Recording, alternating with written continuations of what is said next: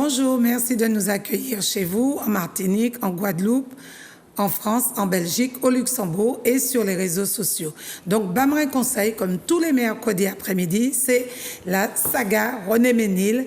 Et aujourd'hui, notre invité, c'est Michel Branchi, qu'on ne présente plus. Bonjour Michel. Bonjour Guylaine, bonjour à toutes et à tous. Très content de participer à cette émission. Merci Michel. Je t'accueille sous le soleil de Zouk TV parce qu'ici il fait toujours beau et on a des super émissions, des super invités comme toi qui vont nous éduquer, nous instruire et nous faire réfléchir. Moi je pense que la télé ça sert à ça. Ça peut servir à ça en tous les cas. Bon, la télé c'est d'abord montrer, mais enfin ça peut aussi être un formidable moyen d'éducation, de transmission de l'information et de réflexion. Alors je vais ajouter, à condition que ce soit utilisé correctement. Bien sûr, mais les téléspectateurs de Zouk TV l'utilisent à bon escient. Tout à fait. Et ils sont friands et demandeurs. Donc, alors Michel, tu es rédacteur en chef de Justice, le journal Justice qui aura bientôt 100 ans. Qu'on ne présente plus. En fait, qui a eu ses 100 ans. Qui a eu ses 100 ans, pardon. Vas-y. Qui a eu ses 100 ans le 8 mai 2020, mais nous avons un petit peu raté. Coronavirus oblige. Voilà, nous avons raté les manifestations qui devaient commémorer cet anniversaire. Mais je profite de l'occasion pour dire que nous devions nous prendre la décision de les faire quand même durant l'année 2020 et plus précisément le 2 décembre 2020. D'accord. Donc, on a reporté ces manifestations. Voilà. D'accord. Donc, tu es rédacteur en chef de Justice, conseiller territorial à la CTM et président de la commission Finances et économiste. Oui. Ça fait beaucoup de casquettes, hein? Et je ne t'ai même pas dit, celle à laquelle je tiens le plus, c'est que je suis professeur de karaté. Ah oui, c'est pour ça que tu as cette forme physique j'espère la tenir, mais la philosophie des arts martiaux, notamment le taoïsme, qui est une forme de dialectique, ressemble un petit peu au marxisme du Parti communiste. C'est-à-dire qu'il y a l'affrontement des contraires, la thèse, l'antithèse et la synthèse, et c'est ce qui fait avancer le monde. Bien sûr. Voilà. Donc, dans la manière d'aborder les choses, et puis, je dirais dans la stratégie politique, il est bon de savoir anticiper ce qui va se passer. De ne pas simplement se contenter de réagir après l'événement. Et souvent on est dans l'affect. Souvent on est dans l'affect et on réagit Et voilà. Avec le cœur. L'analogie s'arrête là.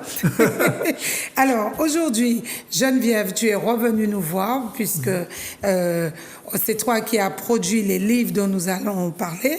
Donc, on va revoir. Alors, Geneviève, toi, tu es la femme de René Ménil, sa veuve, puisqu'il est décédé. Mais c'est comme s'il était toujours là. C'est comme s'il il ne meurt jamais avec les livres. Non, il ne peut pas. Voilà. Ça ne peut pas. Donc, je t'accueille sous le soleil de Zouk TV aussi. Hein. Merci beaucoup. Tu sais que c'est ma phrase fétiche. Et la mienne, c'est en lot de soleil. Et tu dis là, en lot de soleil. En lot de soleil, voilà. Alors, Geneviève, pourquoi avoir produit ces livres? On les a à l'écran, on va les voir. Pourquoi les avoir produits? Alors, je les ai produits pour... il y a plusieurs raisons, bien sûr. La première, déjà, peut-être, c'est parce qu'il travaillait énormément ses textes. Je peux dire que son texte sur la savane, je lui ai tapé, parce que c'est moi qui lui tapais les textes, parce que je suis diplômée de dactylographie, donc c'était pas normal qu'il le donne à l'imprimerie. Donc, à un moment, c'est moi qui lui ai tapé les textes. Et le texte sur la savane, il l'a retravaillé, retravaillé pendant 20 ans. C'est quoi le texte sur la savane? Parce qu'on n'a pas parlé de ce texte-là. Ça, c'est dans le premier tome. Alors, non, donc c'est un texte qui est dans le premier tome. Oui, qui est assez long, on ne va pas le lire, il est assez long. Un très beau texte. Justement, c'est ça aussi, ça retrace l'histoire. Mais ça, on va en parler après. Donc, je trouve qu'ayant travaillé des textes et donné des textes aussi beaux, c'était dommage que ça ne figure qu'une seule fois dans des revues, Action, Tracé, dans Justice, surtout dans Justice, puisque dans Justice, c'était régulièrement, ils faisaient des articles, et puis, point final. Malheureusement, on ne les réutilisait pas, sauf certains chercheurs ou des dirigeants comme Michel, qui sait tout le temps René. Donc ça, c'est la première chose. Mais le plus important, c'est à l'université, il m'a été dit, on ne peut pas étudier René Ménil parce qu'on n'a pas de support pédagogique. C'est-à-dire qu'il n'y a pas de livre, il n'y a pas d'archives. Voilà, c'est ça. Peut-être qu'ils ont un ou deux livres, mais ça ne va pas loin. Et j'avoue que j'ai été estomac et moi-même. J'ai dit, bon, puis il n'y en a pas, on va en faire. Vraiment, c'est ça. Bravo. Je vais en faire. Bravo. Je vais en faire, comme ça, on va étudier René Ménil. D'accord. Ensuite, pour donner un exemple de l'ignorance, c'est parce qu'on ignore vraiment ce qu'il est au plan, alors à tous les plans, bien sûr, politique, il était un grand communiste, hein, je crois, Michel va en parler, mais un grand écrivain aussi, hein, au plan littéraire. Et puis, il y a eu une conférence à l'université il y a quelques années, et la salle était bombe, hein, la salle était remplie, et puis...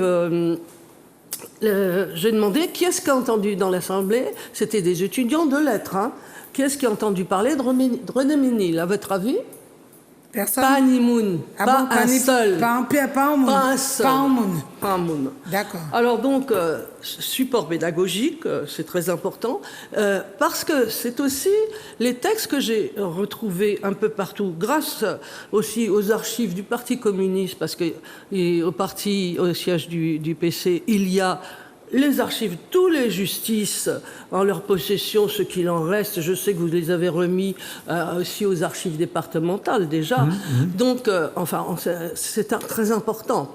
Donc, donc j'ai repris les textes et ce qu'il y a comme intérêt, c'est que c'est un support historique. Et c'est vraiment, il raconte des faits, les faits passés, et ça c'est nécessaire. C'est nécessaire, ça nous parle de tout, du mouvement communiste, bien sûr, de la création des partis communistes, des mouvements, de l'OJAM, de l'ordonnance de 1960, enfin, ça aborde tous les problèmes, plus les problèmes, plus les textes littéraires. Et tu dis que dès le primaire, on peut le lire. Ah, dès le primaire, on peut le lire. Donc tu t'adresses aux maîtresses, aux enseignants, à toutes ces personnes. Primaire, dans le secondaire, dans le primaire, il y a de très beaux textes. On va pas le lire maintenant. Peut-être on aura le temps d'en lire un que j'ai prévu. Très beau texte en ce temps-là. Ça explique ce qu'était Fort-de-France, ce qu'était dans les années 30. D'accord. Voilà. Donc un retour sur le passé. Il faut pas oublier ça. C'est ça, c'est surtout, c'est comme on dit, des petites anecdotes aussi. Et puis, donc, primaire, secondaire. Dans le secondaire, alors, c'est un support historique aussi. Par exemple, dans le secondaire, même, enfin, tous les niveaux, puis pour les adultes, les enfants, les adultes et tout. Par exemple, vous avez des chroniques. Dedans, dans le tome 1, j'ai repris... On peut revoir les films, les livres... Dans le tome 1, il y a 225 articles. D'accord. Ce livre-là, je l'ai regroupé en grandes rubriques, en 8 rubriques. Littéraire, hommage, entretien journalistique, correspondance, politique. Et puis, dans les hommages, c'est très important parce qu'il parle de personnalités martiniquaises ou non personnalités, mais de personnes qui ont vécu dans l'actualité de l'époque. Donc il en reparle, c'est historique, ou bien soit de martiniquais, soit de français, ou carrément c'est international. C'est un excellent support. Ça devrait être près de la table, c'est la table de chevet.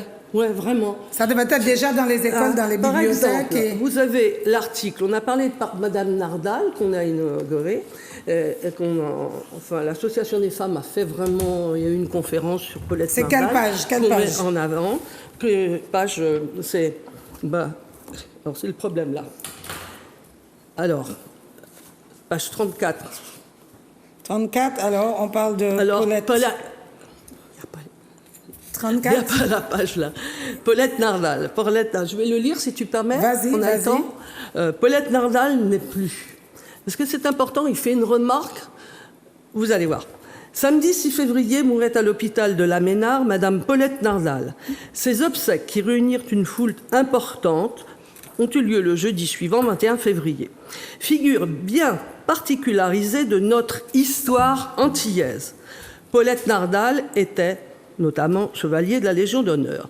Mais ce n'est pas cette décoration officielle qui pourrait permettre d'expliquer en quoi cette femme a marqué de son empreinte l'évolution des idées contemporaines, non seulement dans son pays natal, mais plus loin que son pays, à l'échelle du monde noir. D'accord. C'est sur le plan culturel que son action s'est exercée dès les années 20 et essentiellement dans deux directions. Sur le plan artistique et littéraire, on peut dire qu'elle est à l'origine du bouleversement des idées qui permettra de construire littéralement le nègre nouveau antillais. Devait naître dans la lancée amorcée par cette dame, le nègre conscient de lui-même et réconcilié avec sa race, la revue du monde noir. Donc, quand on parle de race, il faut se mettre dans le contexte de l'époque. Absolument. Ça voulait dire... c'est juste avant Légitime Défense, un an avant, puisque c'est en 1931 qu'elle a créé la Revue du Monde Noir. C'est juste avant 1937, l'Étudiant Noir, créé par Senghor, Damas et puis Monsieur Césaire. D'accord. Donc, qu'elle créa, c'est la suite qui est intéressante, qu'elle créa en 1931 fut un moyen et une étape de cette transformation. Étienne Léraud, René Ménil, Jules Marcel Monroe, qui devaient bientôt publier Légitime Défense, collaborèrent à la revue de Paulette Nardal, qui accueillait également les textes de Noirs américains, tels que Langston Hughes, d'Haïtiens tels que Karl Brouard, d'Africains, de Félix Eboué. Des articles exaltaient la valeur et le prix pour la communauté mondiale de la musique, de la poésie, de la sculpture noire. Mais il y a plus. C'est cette partie-là surtout.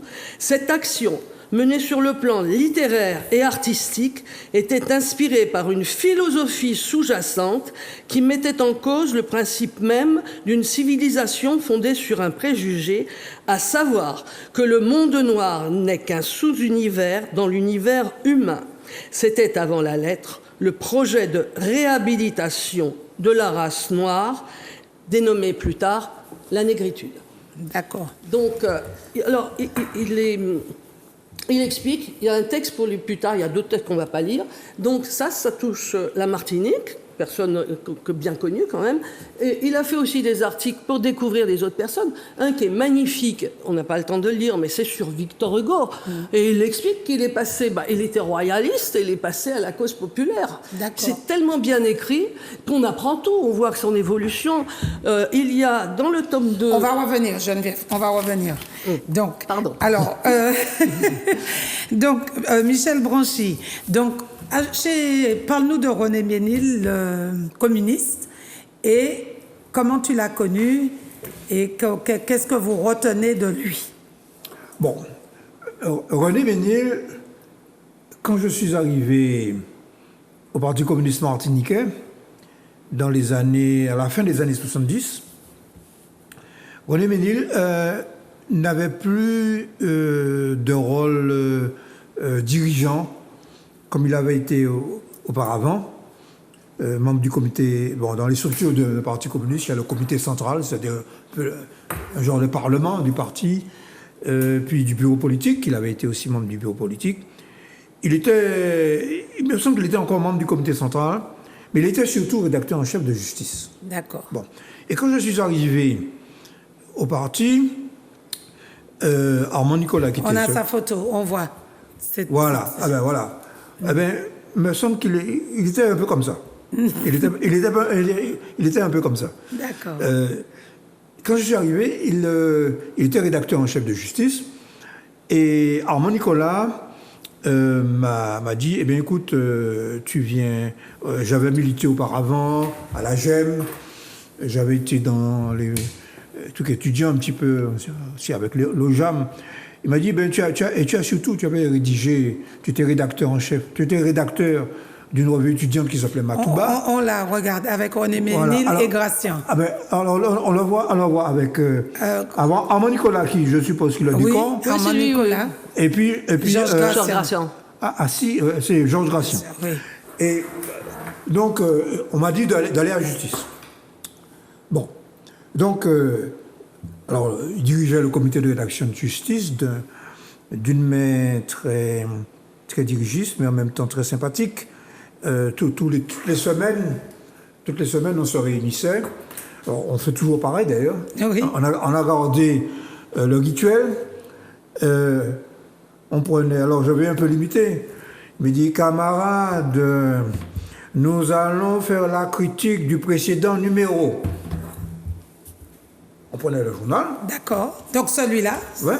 Et puis on disait, ben voilà, les photos sont pas bonnes, il y a des fautes d'orthographe, les corrections ont mal été faites, cet article, tel ou tel article ne correspond pas à l'actualité, il faudra corriger. Par contre, nous avons manqué un événement important. Comment il dirigeait le parti de rédaction? Oui, René Ménil était rédacteur en chef de Justice et il dirigeait son comité de rédaction suivant un rituel qui était toujours le même. Et en particulier, il commençait par la critique du précédent numéro du journal. D'accord. Alors, aussi bien sur la forme, c'est-à-dire... Alors, c'est l'occasion pour moi de dire qu'il était très exigeant au niveau de l'orthographe, Pas de faute d'orthographe. au niveau du style, je reviendrai là-dessus tout à l'heure, et aussi au niveau du contenu, le contenu politique, bien sûr, en fonction de l'actualité. Je vais prendre un exemple. Nous sommes aujourd'hui le 29 juin. Bon. Quelle est l'actualité présente en Martinique? Bon, de mon point de vue. Oui, vas-y. Bon, Parce que de mon c'est point ça. de vue, il y a les résultats des ben oui. élections, Oui. municipales. Une quatrième femme, les femmes commencent à être présentes dans la sphère politique. Oui, bien sûr. Je parle pour ce que moi, je perçois. Oui, c'est un des éléments de la situation. Oui. Mais surtout, il y a l'évolution du rapport politique, du rapport de force politique, que cela dessine et que cela signifie. Par rapport aux partis qui vont remporter les élections. Parce que je pense que c'est surtout ça qu'il faut voir. Bon. Et puis en France, il y a aussi les résultats. Des Verts. Les Verts qui ont fait une belle percée quand même. Oui, bon, ça c'est une... C'est anecdotique. Je dirais que ce n'est pas fondamental. Ce qui est fondamental dans ces résultats, mais c'est là que s'instaure la discussion au sein du comité de rédaction. Sur quoi va-t-on mettre l'accent? Ouais. Moi, je vais mettre l'accent sur l'échec du macronisme. Oui. Le macronisme n'a pas réussi à s'implanter. Il promotait un monde nouveau, une nouvelle manière de faire de la politique, que les partis politiques allaient disparaître. Mais on a retrouvé les partis politiques. Bon, et moi, certes, les Verts ont fait une percée, mais ce que je retiens, moi, c'est que le macronisme Arrive à son terme.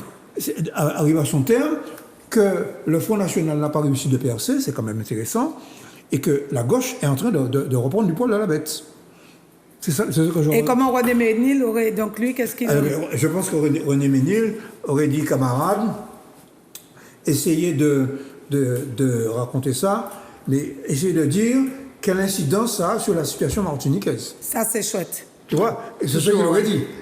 Et ça, c'est très bien. Et ce que tu dis est d'autant plus important que trop souvent, on pense même, par exemple, quand des jeunes reviennent de l'école avec un cours, un devoir. Moi, je sais que je dis à mes petits-enfants, OK, tu as appris ça, mais qu'est-ce qui se passait en Martinique à cette même époque? Tout à fait. Et quel incident que ce qui se passait, que tu apprends dans les livres-là, avait sur ton grand-père et ton arrière-grand-père? Alors, justement, puisque tu parles de l'histoire, aujourd'hui, 29, c'est aussi, j'ai entendu ce matin, c'est la prise par des soldats du camp sous le commandement de Tourté, du camp de Balata.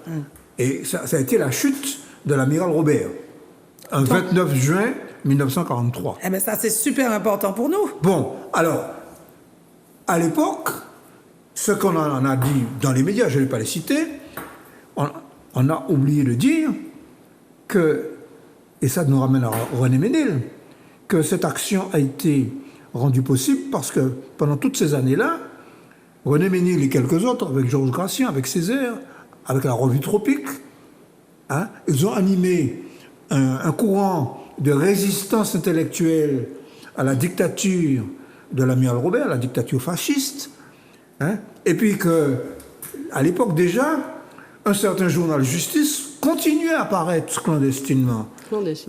Clandestinement, c'est-à-dire que... Il était imprimé clandestinement, il était distribué, renéotypé, tapé à la machine. Par la sœur de René. Par la sœur de René. Ménil, ouais. Et aussi par Jenny Gratien. D'accord. La femme. La femme de Georges Gratien. C'était les deux compères, ils travaillaient... Ils publiaient juste une feuille. Bon, et c'était une feuille renéotypée. Bon, eh bien, et puis Georges Gratien et puis René Ménil, ils ont participé à ce comité de la libération.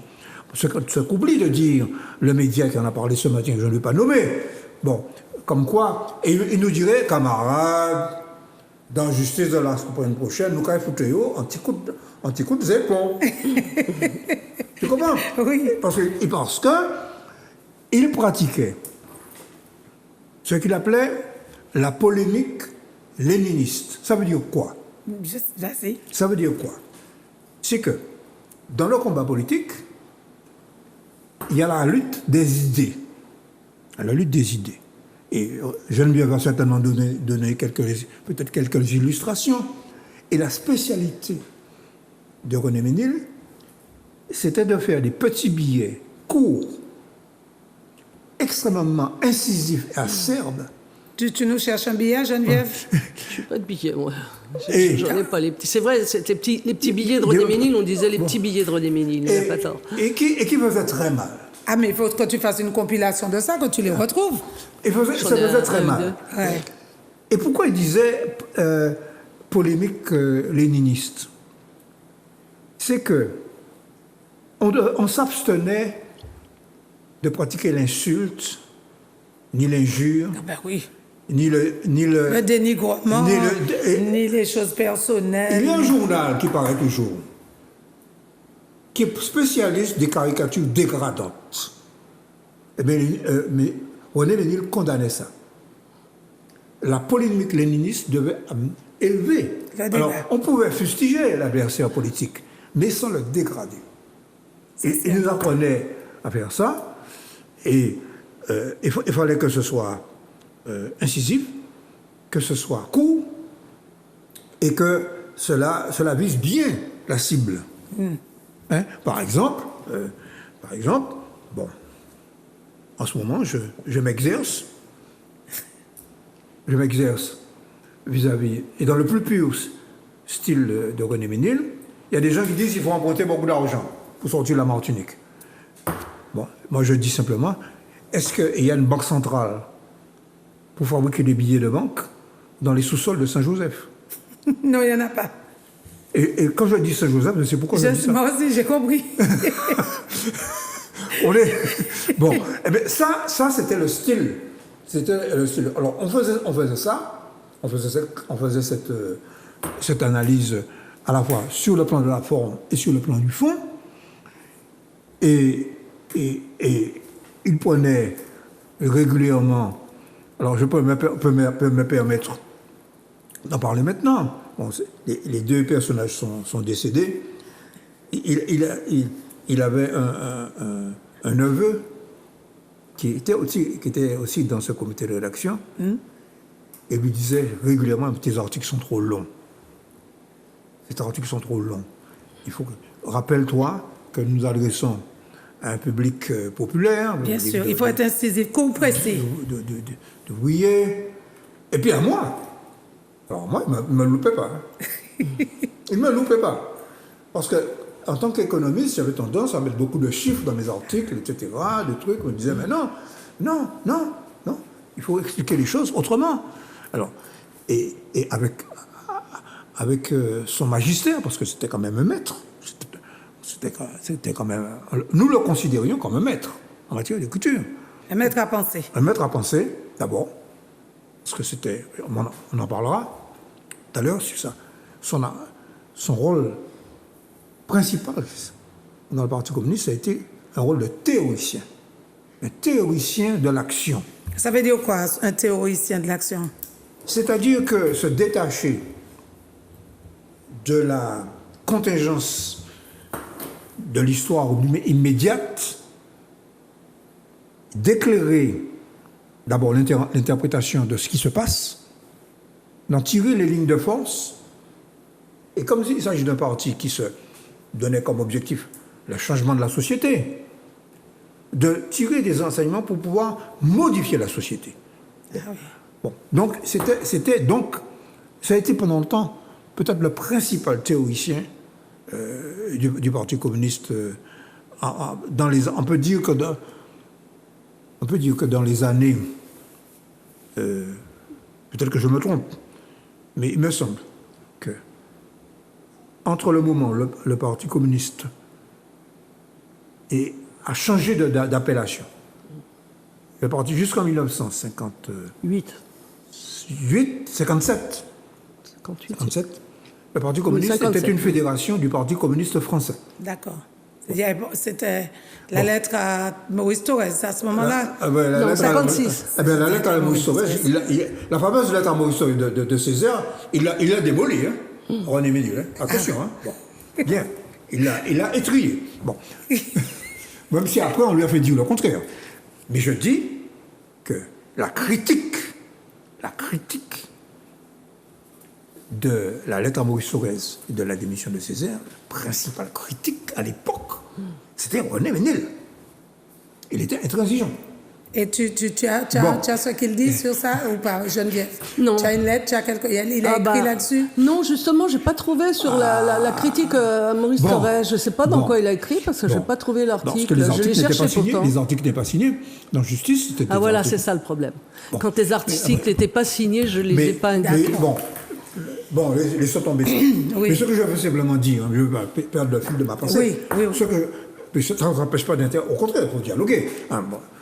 Ce que je veux dire, c'est qu'entre cette période de 57 et les années 70 que je viens d'arriver, où le parti qui était un parti, une fédération d'un parti français, et ça correspondait d'ailleurs à l'époque à la revendication des communistes qui revendiquaient ce qu'on appelait l'assimilation, la départementalisation, sur laquelle il s'est largement expliqué d'ailleurs.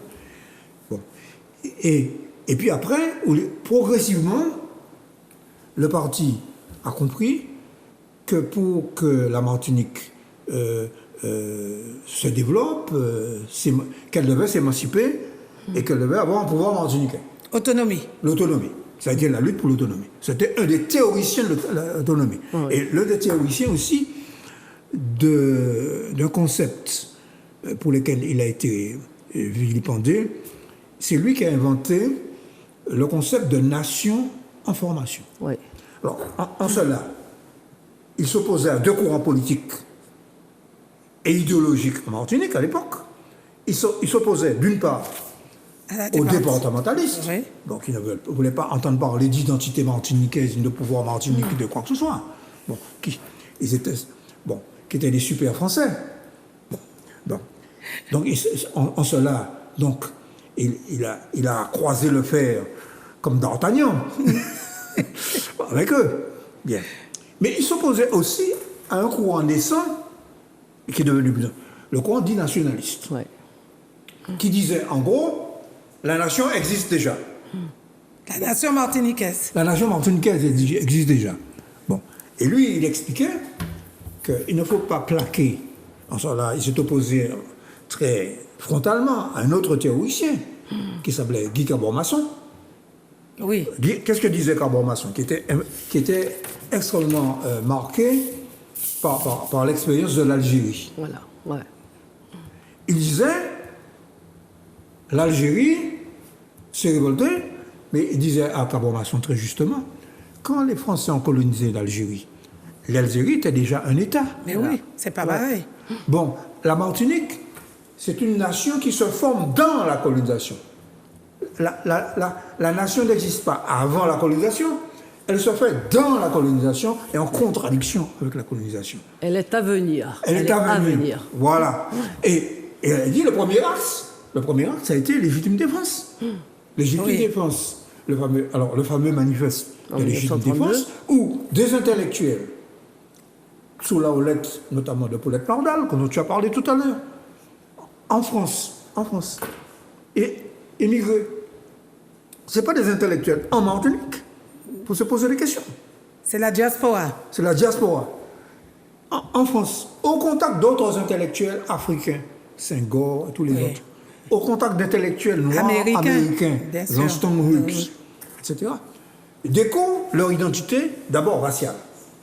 Eh bien oui. D'abord. D'abord, parce qu'on est... Parce qu'on à la était différence- français. Mais à la différence d'autres. René Ménil n'en est pas resté là. Parce qu'il était marxiste. Il a compris que la race, c'était un élément, mais ça ne définissait pas une identité. Ah. Il est allé plus loin que ça. Donc, et d'où sa démarche, il a créé avec l'Hérault et l'autre le groupe Front commun, qui ont apporté aux premiers communistes qui étaient assimilationnistes sous la houlette de Monroe. Les deux groupes se sont affrontés. Hein. Ils étaient communistes, mais ils se sont affrontés politiquement, idéologiquement. Bon, en gros, ils étaient pour l'existence de l'identité martiniquaise, Oui. alors que les autres se voulaient français. Bon. Et alors, comment après tout ça, tous ces fondements, je dis ce sont les fondements, comment aujourd'hui on est encore à se poser ces mêmes questions? Papa, ne comprenez rien. Vous bon, retirez. C'est ce que nous disions tout à l'heure. Je te donne une explication, je ne prétends pas détenir la vérité. Oui. Parce que j'ai appris avec lui aussi une chose, c'est que la situation martiniquaise n'est réductible à aucune autre. La Martinique, ce n'est pas le Congo, ce n'est pas le Sénégal, ce n'est pas l'Algérie, ok? Ce n'est pas les îles Canaries, ce n'est pas Madère, C'est pas Haïti. c'est pas Haïti non plus. Nous avons à inventer notre chemin d'identité. Nous avons à inventer. Tracé. Nous traçons notre chemin. Au prix, parfois d'erreurs, au prix de retour en arrière, Mais oui. au prix d'échecs. Mais oui, au prix d'échecs, quelquefois. Bon. Et au prix de trahison. Parce que comme Fanon, il disait aussi que l'une des forces du colonialisme, c'est de provoquer la trahison des élites. La trahison, On l'a vu en Haïti. Hein? la trahison des élites, Bien sûr. des intellectuels, qui s'installent dans le système, qui profitent du système, alors que dans un pays colonisé, le rôle de l'intellectuel est fondamental. C'est un peu... Il citait souvent Sékou Touré. Sékou Touré, qui était instituteur, disait que en Afrique, ceux qui ont provoqué la décolonisation, c'est d'abord les intellectuels. Ce n'est pas le paysan africain. Bien sûr. Ce sont les intellectuels qui se sont confrontés à l'idéologie colonialiste et qui l'ont contestée de l'intérieur. Eh bien, c'est ça notre vocation. Alors pourquoi? J'essaie de répondre à ta question. Je ne pense pas que nous n'ayons pas progressé. Non, je ne dis pas progresser, mais quand tu me dis tout ça, normalement, on devrait être loin. Alors... Mais tu dis qu'il y a les... je vais te citer un exemple. Qu'il y a les trahisons. Je vais te citer un exemple qui va faire plaisir à beaucoup de gens. Quand tu es dans un pays, on a connu ça en Algérie. En Algérie, tu as eu les premiers nationalistes, avec Messali Hadj, qui ont porté le drapeau de l'indépendance. Et puis ils sont rentrés dans le système. C'est what Et on puis tu as veut. eu le FLN. Oui. Le Front de Libération. National. Avec... on a parlé de lui. Bon, ouais. Bon. Le problème, c'est que nous avons des partis ici qui étaient porteurs de l'idée d'identité, d'autonomie. Et puis chaque fois qu'il a fallu faire un pas, ils ont reculé. C'est ça, c'est ça. Donc les trahisons. Et ce sont eux qui nous donnent des leçons. Voilà. Je n'en dis pas plus pour ne pas fâcher des gens. D'accord. Non, mais c'est bien. Mais pour ne pas fâcher des gens, mais c'est pas la raison principale. Bon.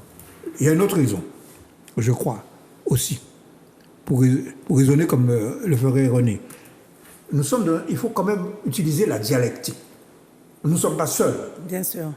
En face de nous, nous avons quand même le système français, nous avons le colonialisme, nous avons l'État français, nous avons ses intérêts. Il n'est pas inerte. Hein. Ah ben bien sûr. Il n'est pas inerte. Non, pas du tout. Par exemple, sur le terrain, par exemple, de la littérature d'identité martiniquaise, pendant longtemps, ils ont combattu ces idées-là. Mais ils ont changé. Ils ont changé. Vous voulez faire de la musique antillaise? Roulez. Vous voulez faire du théâtre? Roulez. Vous voulez enseigner le créole? Roulez. Le rouleau compresseur de l'idéologie de l'assimilation est tellement puissant que les types peuvent absorber ça. Mais vous ne connaissez pas votre histoire, mais vous ne savez pas les livres d'histoire, c'est nous qui vous les donnons. Exact. Et nous vous apprenons ce que vous voulez. Exactement. Ouais. René nous disait ça. C'est que on n'a jamais... L'assimilation, c'est comme un dragon à 10 têtes.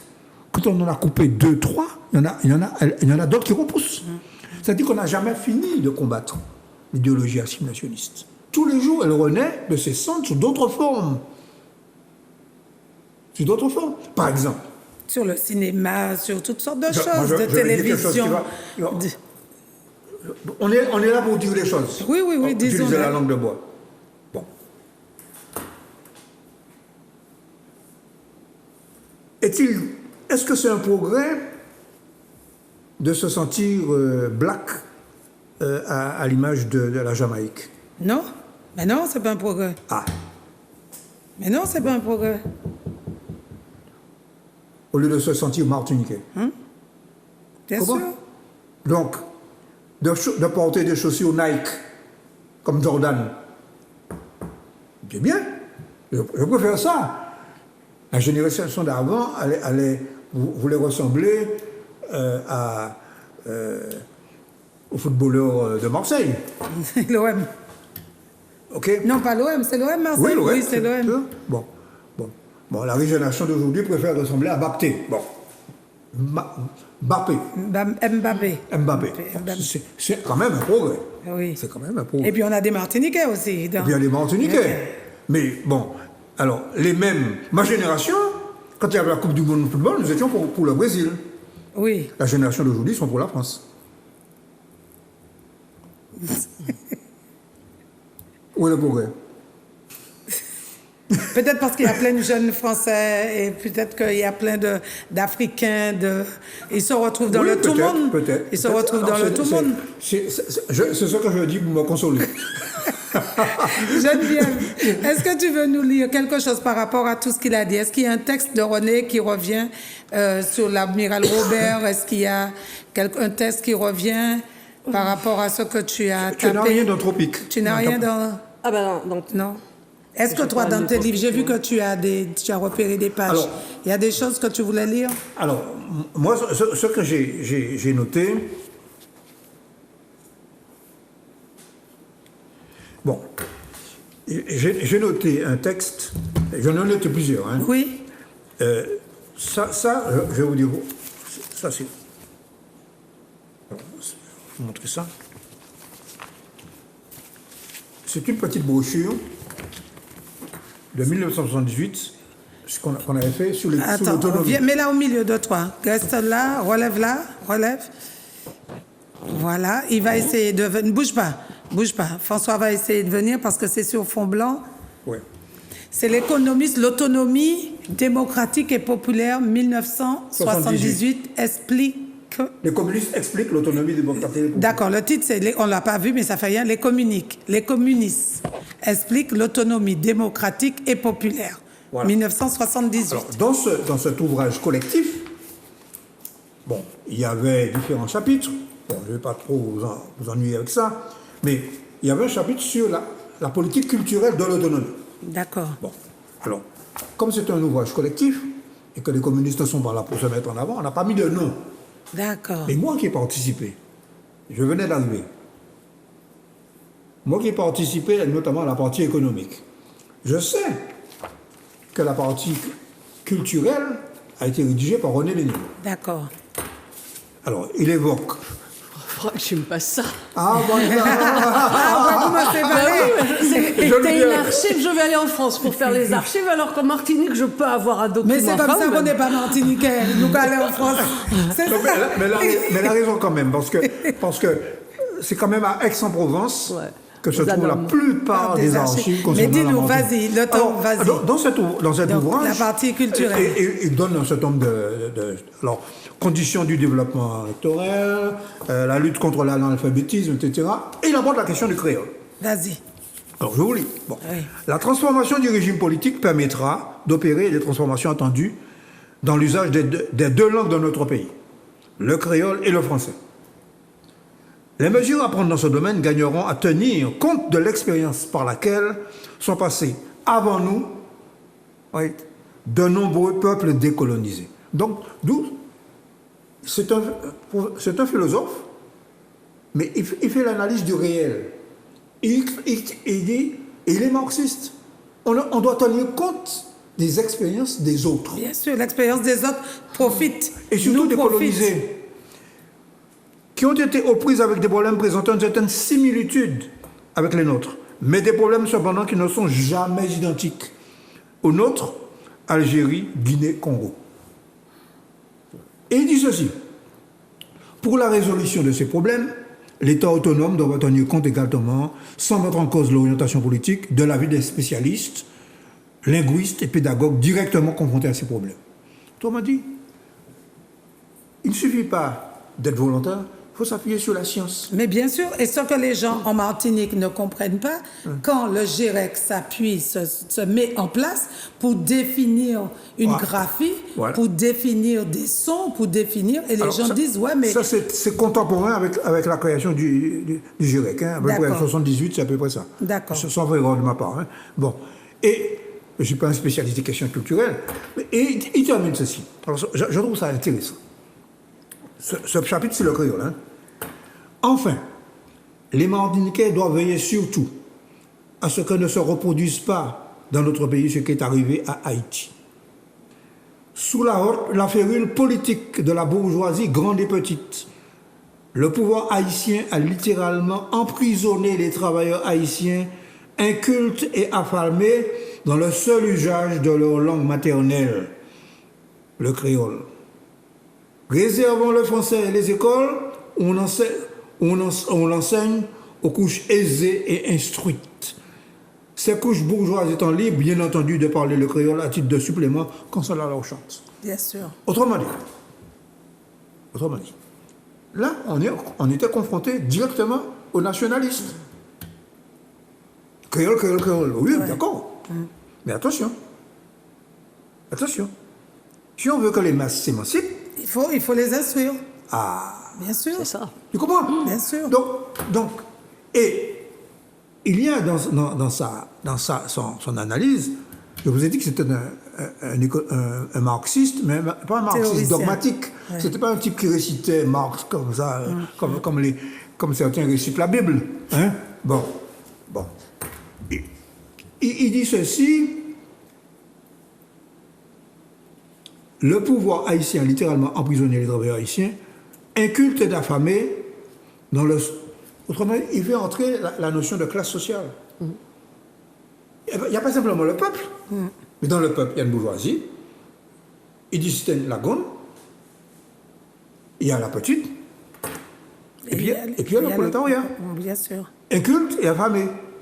Donc, il faut s'occuper de cela. Donc, autrement dit, son analyse s'enrichit d'une notion importante que l'on tend à oublier, c'est la notion de classe sociale. Oui. Bon, et c'est ça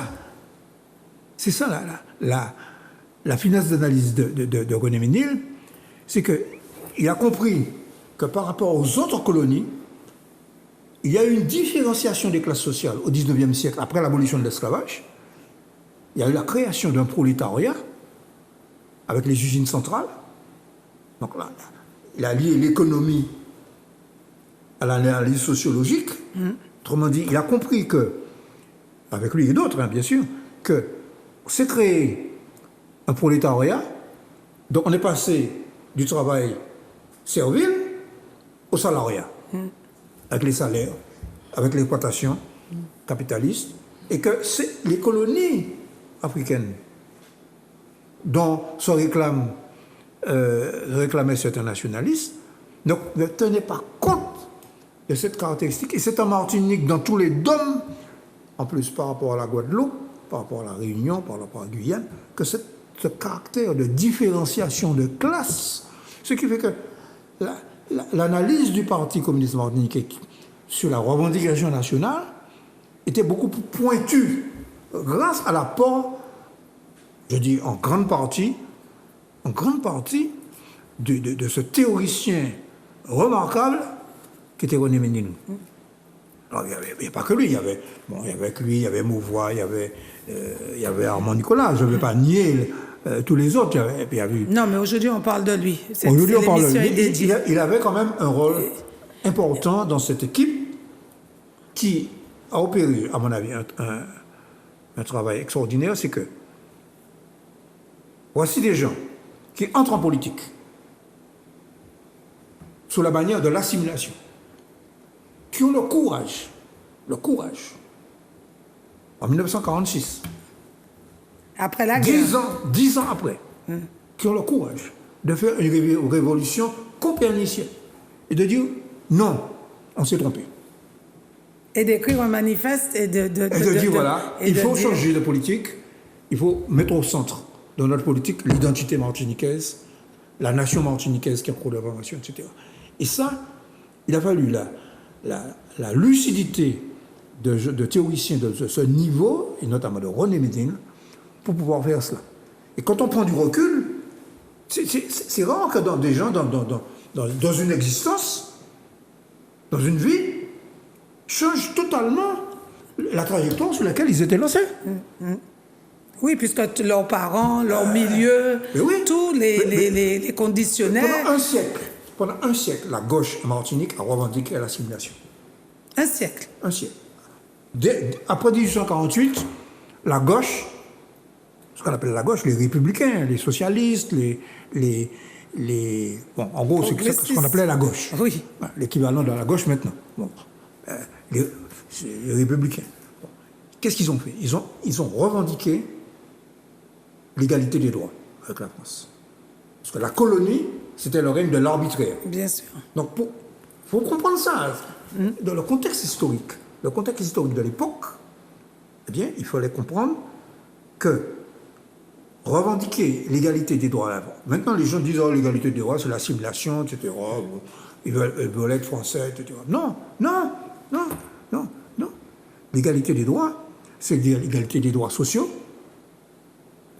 Et ils se sont battus pour ça. Et quand Monroe crée justice en 1920, nous allons expliquer ça dans le numéro spécial que nous avons fait. Quand il crée justice en 1920, il se bat contre les gouverneurs, il se bat contre la Martinique qui était une colonie, et il se bat contre l'arbitraire gouvernatorial. C'était, quand on lit justice de l'époque, on retrouve constamment cette expression.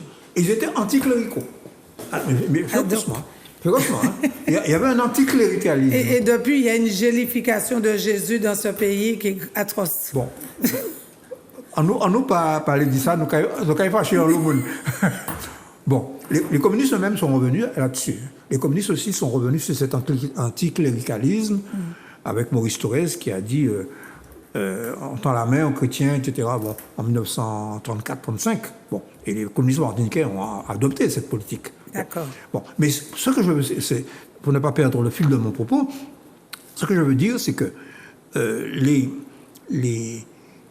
Monroe, les Bissol, et tous ces gens-là, bon, ils se sont lancés dans ça. Et puis, sous l'impulsion de René Ménil, de ses amis, de Tellus Léraud et des autres, ils ont fusionné avec eux. Et puis, ils se sont dit, mais finalement, on est martiniquais, nous. Bon. Et puis, il y a eu une maturation. Ils ont fait l'assimilation, ils ont fait la départementalisation 46, ils se sont rendus compte qu'ils faisaient fausse route. Et donc là, on me fait signe que le temps qui nous est imparti est terminé. Oh là! Mais c'est incroyable, c'était passionnant. J'ai trop parlé alors. Non, tu n'as pas trop parlé, mais c'était passionnant. Et alors, s'il fallait retenir, quel est l'héritage que René Ménil nous laisse? Bon. Et on va dire où on trouve les livres. Bon, Geneviève a parlé de son héritage littéraire. Oui. D'abord, ça a été un grand critique littéraire. Mais sur le plan, puisque tu m'as fait venir ici en tant que dirigeant communiste, ce que je retiens de lui, c'est l'utilisation du marxisme de manière créatrice, de manière inventive. Les communistes ont eu beaucoup de péchés dans le passé, notamment le péché de dogmatisme. D'accord. Le péché de...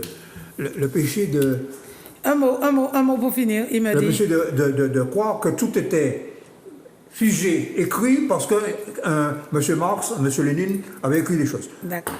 Il a pris la méthode, il l'a appliquée à la réalité martiniquaise de manière inventive. Voilà ce que je retiens de lui. Très bien. Eh ben, merci beaucoup. Geneviève, les livres, ils sont disponibles. Avant, je vais dire juste une petite chose. Donc, il y a eu Légitime Défense, il y a eu surtout Tropique. Et tu l'avais déjà dit. Et en 1943, la fin comment il s'appelle? Robert, de l'amiral Robert. La fin de l'amiral Robert. En 1943. 1943. Bien, les livres, on les trouve où, Geneviève? On les trouve à la librairie antillaise. Toutes les librairies antillaises. À Présence Créole aussi. Et puis avec moi. Et puis toi aussi. Et puis moi aussi. Tu as un numéro de téléphone que tu peux donner aux téléspectateurs? D'accord. 06 96 27 14 28. 06 96 27 14 28. 14 28. La plupart des citations que j'ai faites se retrouvent dans son livre. Sauf celle-là. D'accord. Alors, merci beaucoup, téléspectateurs, de nous avoir accueillis chez vous. Si vous avez pris l'émission en cours, ne soyez pas désolés. Elle sera rediffusée vendredi matin, 9h, 10h. Et moi, je vous dis à vendredi après-midi, 15h, 16h30. On va parler de la Martinique encore, des cahiers de la Martinique et de toutes les inondations. Il n'y avait pas encore le coronavirus, tout ce qu'il y a eu en Martinique avec les cahiers du patrimoine. Merci à Grégory et François qui m'ont aidé à réaliser cette émission. Et moi, je vous dis à mercredi. Et merci à tous mes sponsors qu'on retrouve. Merci à Clarisse pour mon maquillage. Merci, au revoir.